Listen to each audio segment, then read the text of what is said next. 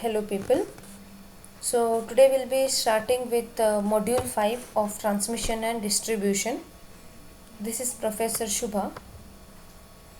So the topic is transmission and distribution. So today we are going to see the distribution part. What does the distribution system means? Right?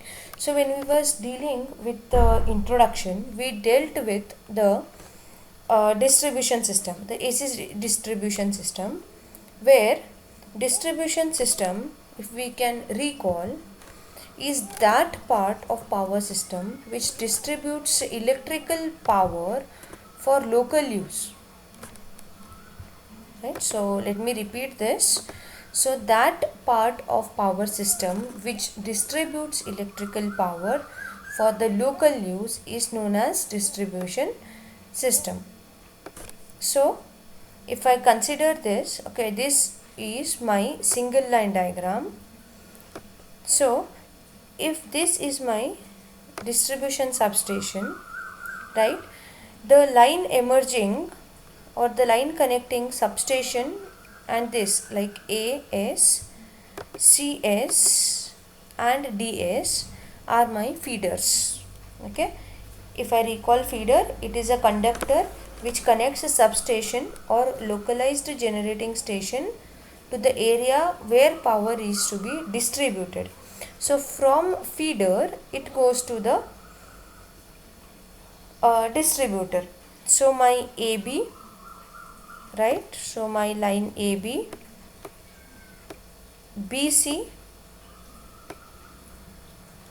CD and DA are my distributors. The current through the distributor is not constant because tappings are taken, right, because we are taking out the tappings at various places along its length, right. So while designing a distributor, voltage drop along its length is the main consideration, since the statutory limit of voltage according to IEEE is plus or minus 6%. Okay, it is plus or minus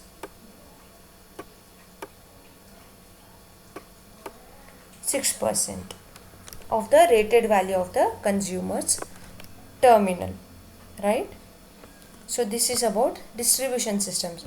Now how do we classify distribution systems? So first classification is depending on the nature of current. Depending on the nature of current, we classify distribution system as AC or DC. Okay, but nowadays, right, AC system is universally adopted for distribution of electric power because it is simpler and more economical than the direct current method, than the DC system, in other words. So we go for AC. This is universally adopted method.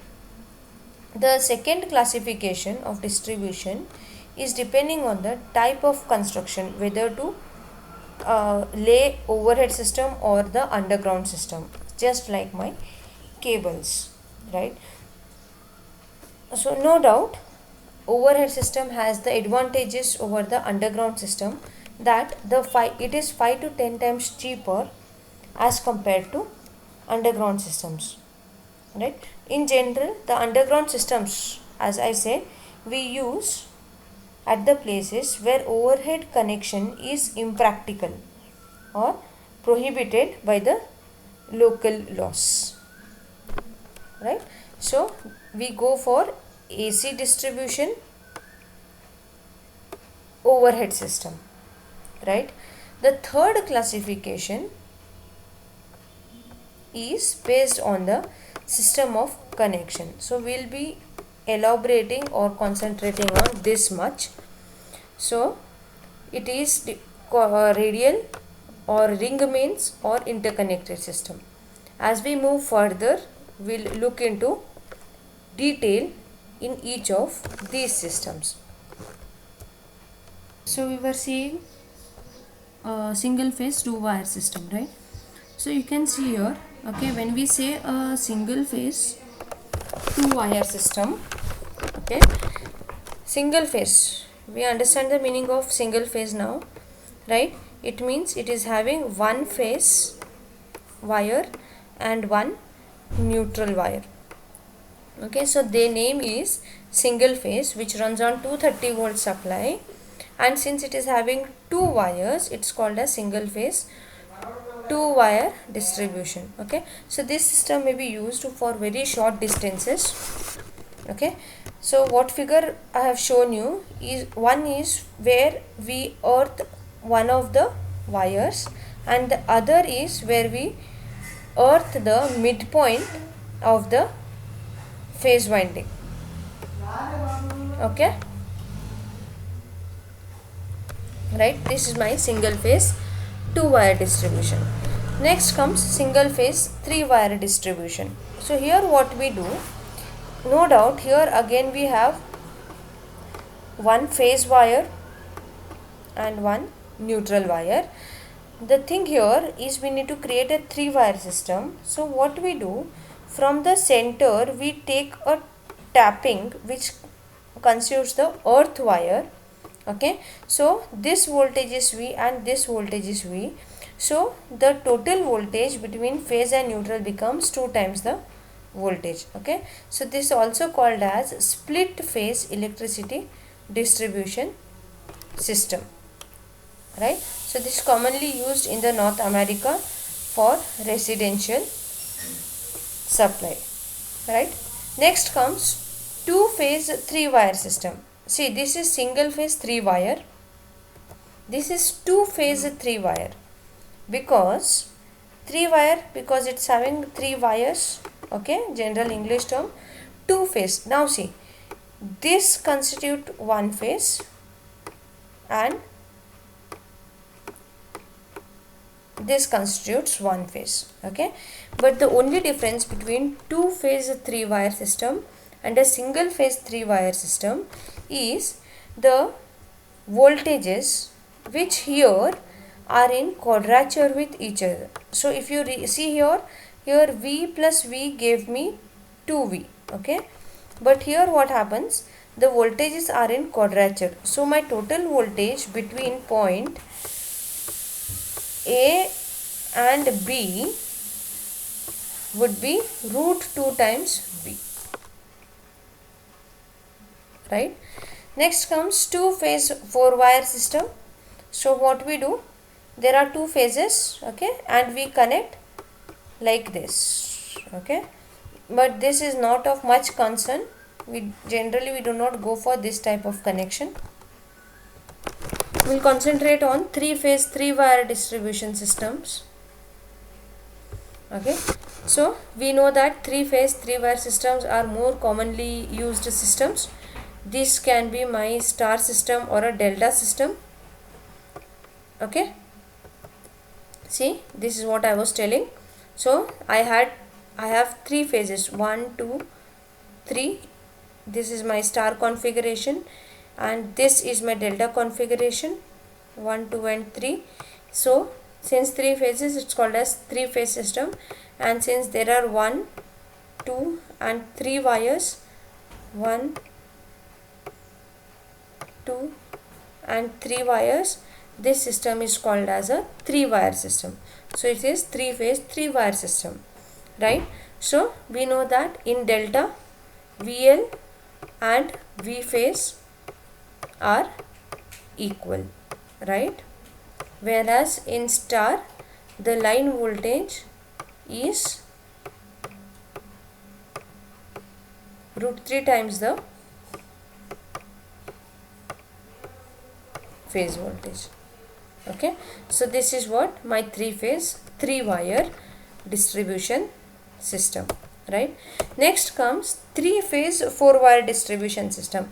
So what we do here, see, I had three phase three wire system in which I connected a fourth wire which I have taken from the neutral. So this system, what you are seeing right now, is a three phase four wire system. So this system can only be used in a star connected configuration, because the fourth wire runs from the neutral point. Okay, so this type of distribution system is widely used in India and many other countries, because from this I can even get the line to line voltage. Okay, I can get line to line voltage also as 400 or 415 volts. Even I can get a single phase voltage when I connect one phase and one neutral as 415 by root 3, which nearly goes to 230 or 239 volts. Okay, so this becomes my phase voltage, right? So this is the system which we commonly adopt. Okay, this is my 3-phase 4-wire distribution system, right? Further we'll go with the classification on the basis of connection scheme. Further we have 3-phase 3-wire system, and next is 3-phase 4-wire system, right? So going in detail, first one is single phase 2-wire distribution system. So this system may be used for very short distances. Okay, as the following figure shows a single phase 2-wire system. Okay, first one is one of the 2 wires earthed. Okay, see, basically what does a single phase 2-wire system means? Single phase will, the distribution system classification based on the connection scheme. So an electric power distribution system can be classified according to the connection of the feeder. Okay, so first one is my radial distribution system, second one is parallel feeder distribution, third one is ring mains, and fourth one is interconnected system distribution system. So first one, radial distribution system. So as you can see here, okay, if you have radial, see the name is radial, it means there is only one substation, and from this one substation there goes only one line. Okay, and the power flow is only in one direction. See, it is in, power flow is in this direction. Okay, so this system is used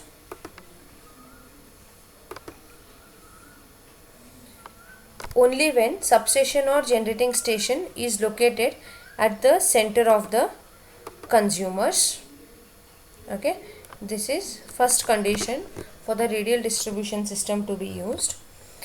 In this system, different feeders radiate from the substation or a generating station and feed the distributors at one end. So if this is my distributor, okay, if these are my distributors, then there will be this line which is feeding to this. Okay, now the main characteristic of the radial distribution system is that the power flow is only in one direction. I told you the power flow would be only in one direction, right? So it is the simplest system and has the low initial cost, right? So a simple form of radial type distribution system is this. So this is my main substation. Okay, so power flow is from here to here, so it's only in one direction, right? So fundamentally the advantages of the radial system are its simplicity and low cost. Only this would be the advantage. Okay, now these result from a straightforward circuit arrangement where a single core or radial path is provided from the distribution substation and sometimes from the bulk power source to the consumer. Okay, with such a circuit arrangement, the amount of switching equipment required would be less, okay, and it would be simple. Okay, protection scheme employed is simple, right? The lack of continuity of service is the principal defect of the radial distribution system. Now what does this mean? Lack of continuity, it means what? Since power flow is from this substation, main substation, to the consumers, if any fault occurs, say in this feeder, okay, if any fault occurs in this feeder, then this whole part will see the load shedding. Okay, similarly, if there is fault in this feeder, whatever part, okay, see this much part is connected to this to the feeder, say A. Okay, so this part will, this whole part would see the load shedding. Okay, so that is the lack of continuity in radial system. Okay, so the disadvantage of, see, the mentioned disadvantage of radial system can be minimized by introducing parallel feeders. So main disadvantage of this system was what? Lack of continuity. Okay, there was a lack of continuity. So this can be overcome in the parallel feeders. Okay, so here what we use, see, you can see here, if this is my substation, there is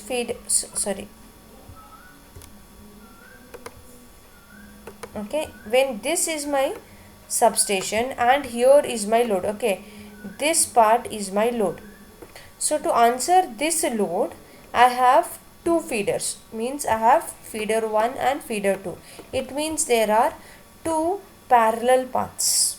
Okay, even if there is fault, see, supply has to flow, power has to flow in this direction. Okay, even if there is fault in feeder 1, okay, the continuity of supply to this load would be taken care from feeder 2. Okay, so the power flow would be in this direction. Okay, now if there is any fault taking place in feeder 2 and this is my power source, so my feeder 1 would take care of continuity of the supply to this load. So this is the advantage of parallel feeders. Okay, so the above mentioned disadvantage of radial system can be minimized by introducing parallel feeders. So the initial cost of this system is obviously more as compared to radial, as the number of feeders is doubled. Such a system may be used where the reliability of supply is important.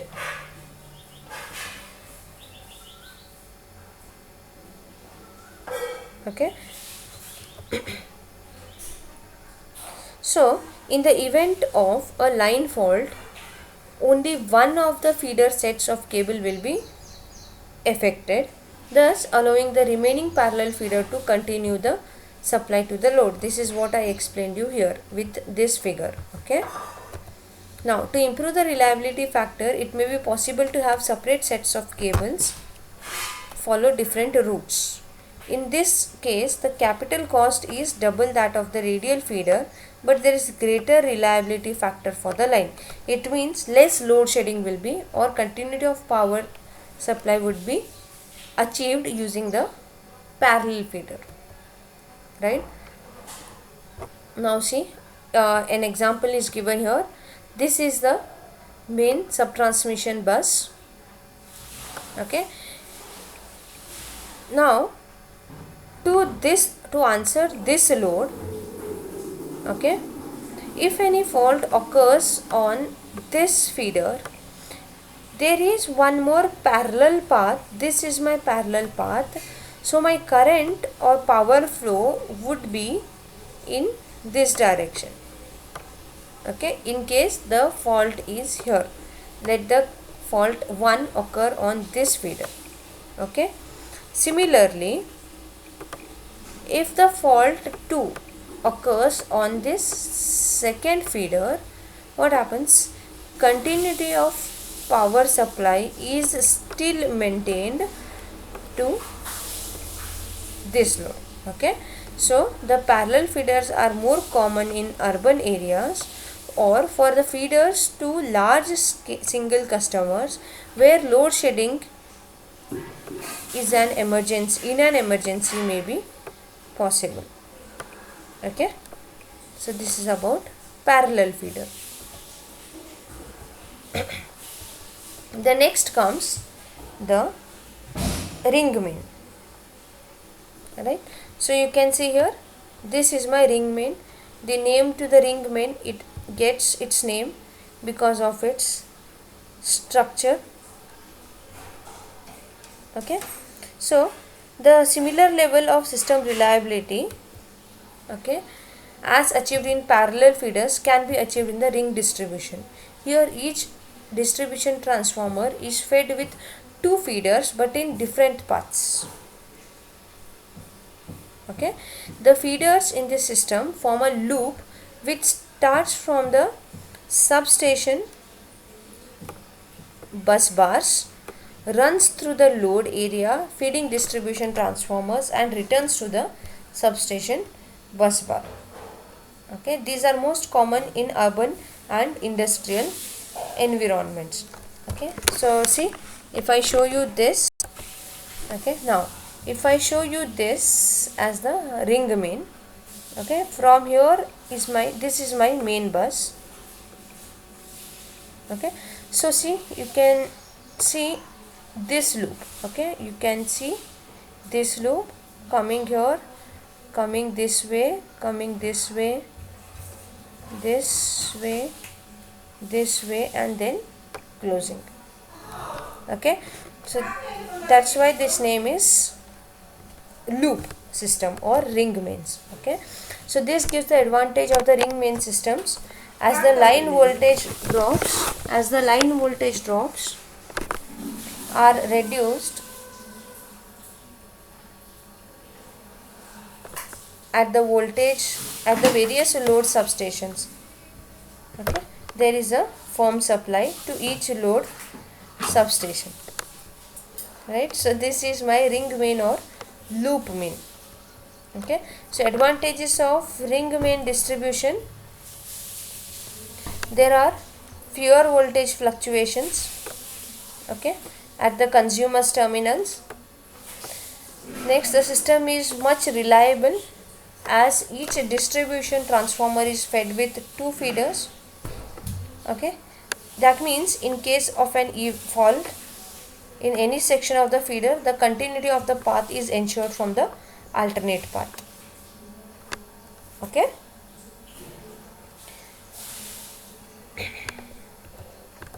so what I mean is, should a fault occur on a feeder cable at any point around the ring, the faulty section may be isolated. Okay, so you can see here, okay, you see this diagram and try to understand what I am saying.